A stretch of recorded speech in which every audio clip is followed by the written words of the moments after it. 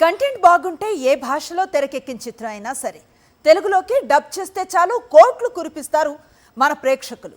అందుకే ఏళ్లుగా తమిళ, హిందీ చిత్రాలు తెలుగు రాష్ట్రాల్లో కోట్ల కొద్దీ బిజినెస్ చేశాయి. రజనీకాంత్ లాంటి స్టార్స్ టాలీవుడ్ను కూడా రూల్ చేశారు. కానీ ఇప్పుడు అంతా మారిపోయింది.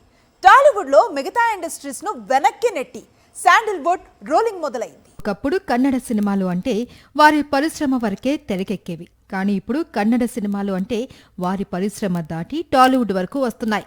ఇక్కడ కోట్ల కొద్దీ వసూళ్లను అందుకుంటున్నాయి. రీసెంట్ గా Sandalwood block buster Kantara chapter 1 Telugu version 100 కోట్ల వసూళ్లను దాటబోతోంది. ఒక కన్నడ సినిమా తెలుగు వర్షన్ ఇంత కొల్లగొడుతుందని ఎవరైనా ఊహించారా?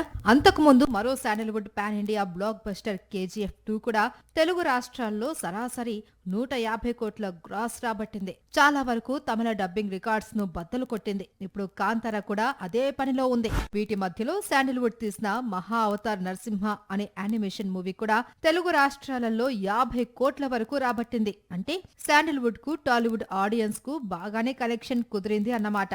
అందుకే గతంలో తమిళ డబ్బింగ్ సినిమాలను ఆదరించినట్లే ఇప్పుడు కన్నడ డబ్బింగ్ మూవీస్ ను ఆదరిస్తున్నారు.